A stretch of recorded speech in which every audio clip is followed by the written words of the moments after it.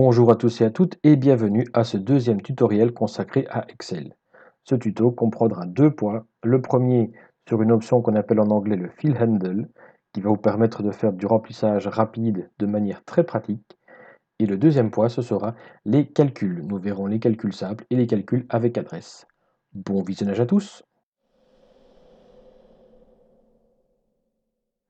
Dans cette première partie, nous allons donc voir une option qui s'appelle le fill handle. Ça vient de to fill qui veut dire remplir et handle manipuler.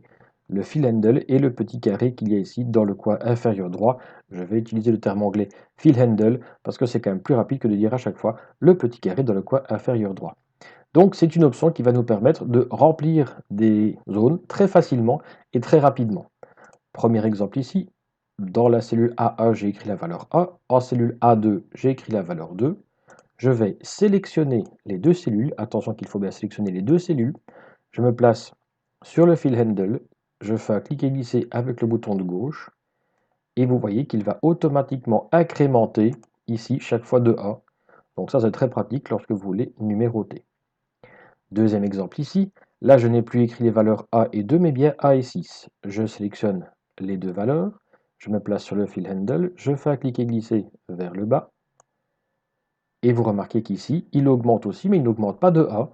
Il augmente chaque fois de 5. Pourquoi de 5? Parce que c'est la différence entre le A et le 6. Donc chaque fois, il va faire plus 5. Exemple suivant, ici j'ai écrit un texte, sujet, et un numéro A. Je clique dessus, je me place sur le fill handle. Vous remarquez qu'ici, il garde le texte tel qu'il est et il vient numéroter en incrémentant chaque fois de 1. Parmi les types de chiffres que l'on peut trouver, il y a les dates. J'ai écrit ici une date. Si je place mon curseur sur le fill handle et que je fais un cliquer-glisser, vous voyez qu'il incrémente chaque fois aussi de jour en jour. Truc très pratique, je me place ici sur une autre date, je vais me placer aussi sur le fill handle, mais cette fois-ci je vais faire un cliquer-glisser avec le bouton de droite. En faisant le cliquer-glisser avec le bouton de droite, lorsque je vais relâcher, il me propose ici incrémenter les jours, qui ferait la même chose qu'ici, ou incrémenter les jours de semaine. Si vous avez des versions plus anciennes, il sera écrit incrémenter les jours ouvrés. Mais ça fait pareil, donc si je clique ici sur incrémenter les jours de semaine, il augmente de jour en jour, mais il passe ici du 25 au 28 car il ne tient pas compte des samedis et des dimanches. On peut aussi écrire des textes, en tout cas certains textes, certaines listes qu'il a déjà enregistrées. Je me place ici, j'écris lundi, je clique ici, je fais un cliquer-glisser, et vous voyez qu'il augmente chaque fois. Il fait les différents jours de la semaine, et lorsqu'il arrive au dimanche, il repart au lundi. Peut se faire avec les jours de la semaine au complet, ou si je fais comme tout à l'heure, le cliquer-glisser avec le bouton droite de la souris, je peux aussi ici incrémenter les jours de semaine et donc ne pas faire apparaître les samedis et les dimanches. Encore un exemple, ici j'ai écrit le mot septembre. Et bien septembre c'est aussi une des listes que lui connaît, et donc si je fais un cliquer-glisser, il augmente aussi chaque fois de mois en mois. Là je vous le montre chaque fois de manière verticale, mais ça peut aussi se faire de manière horizontale si on le souhaite, ou vers le haut. Donc vous voyez que ça fonctionne vraiment dans tous les sens.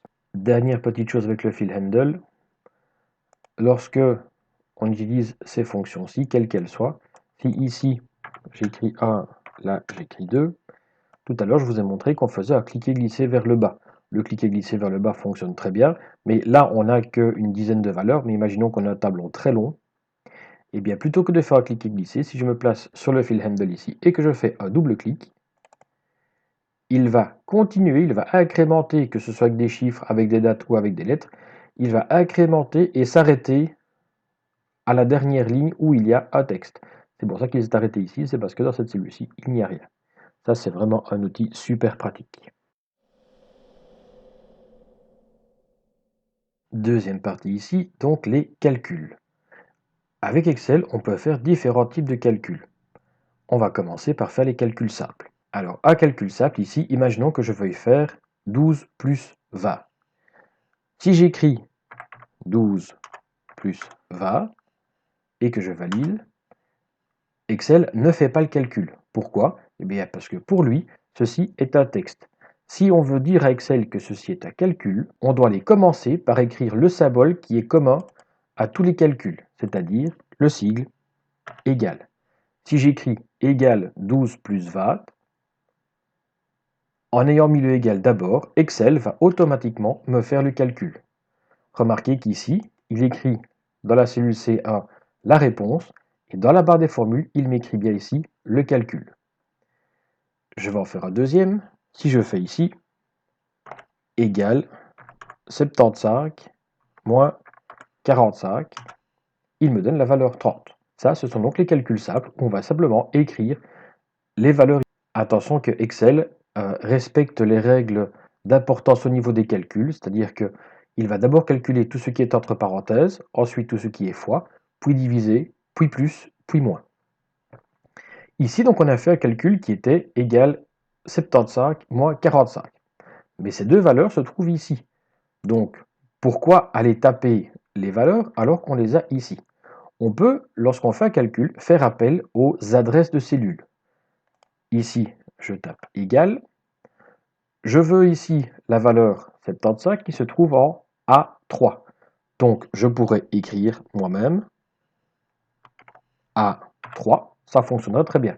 Remarquez qu'ici, directement, il met la valeur ici, l'adresse de la cellule en bleu, comme ici. Je vais faire moins.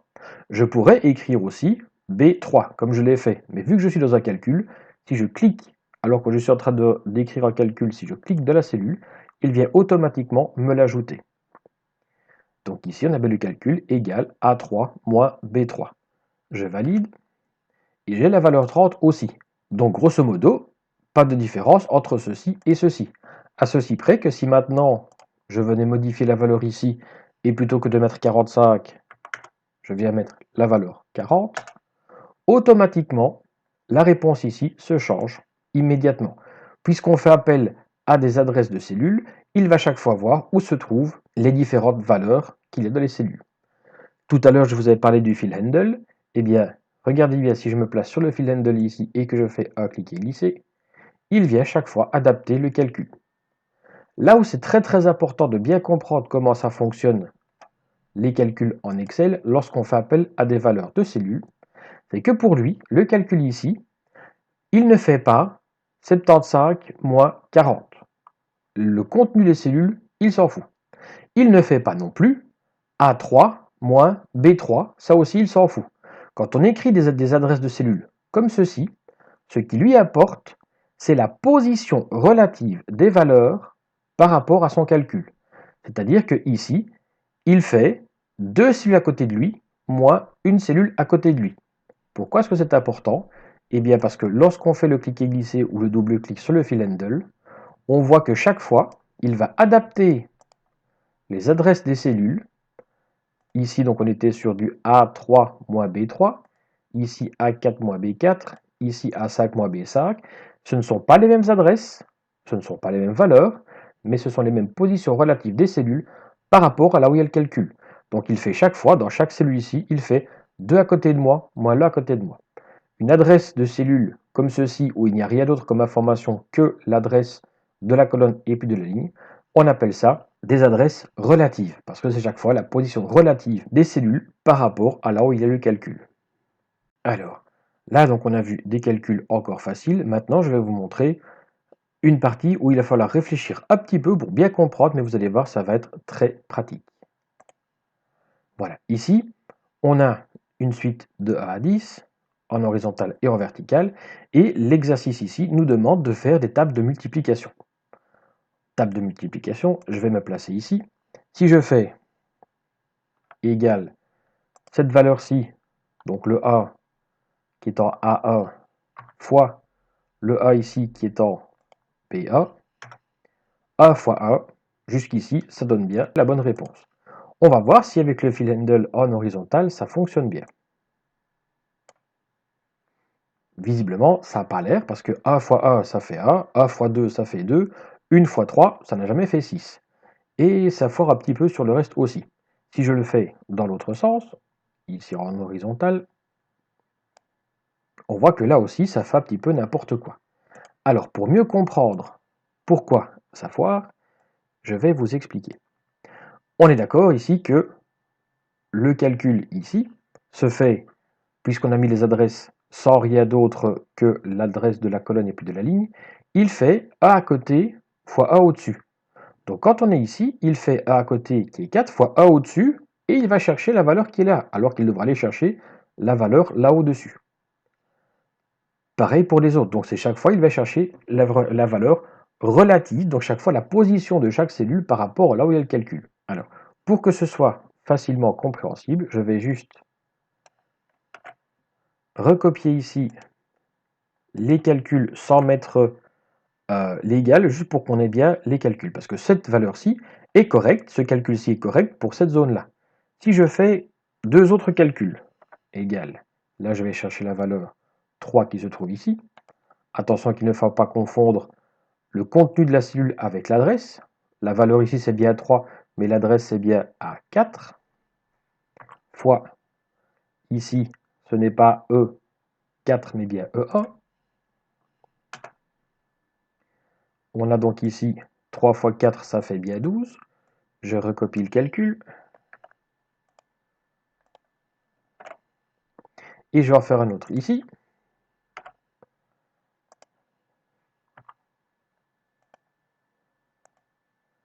Et là, donc on a bien 3 fois 6, 18.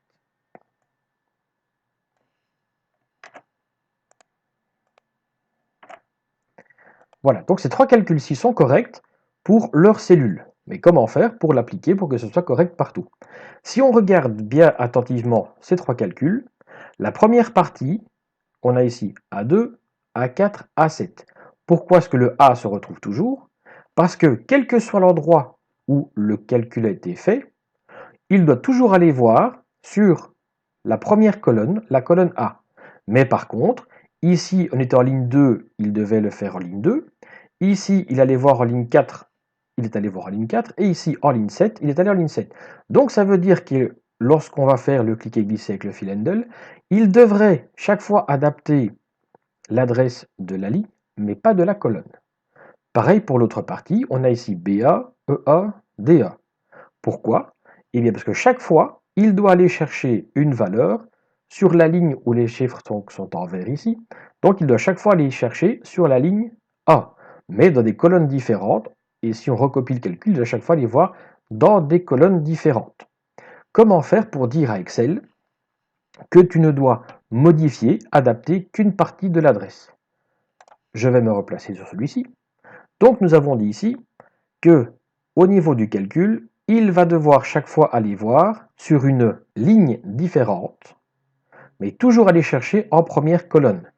Donc chaque fois, il va devoir, lorsqu'on va recopier le calcul, chaque fois adapter la ligne en fonction de là où on va le recopier, mais toujours aller voir en colonne A.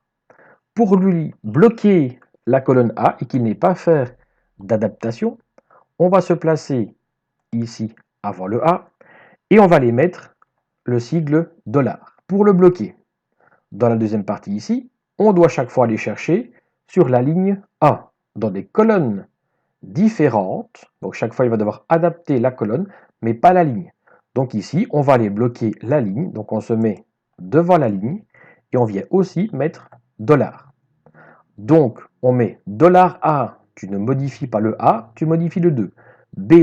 $A, tu modifies la colonne, tu ne modifies pas la ligne.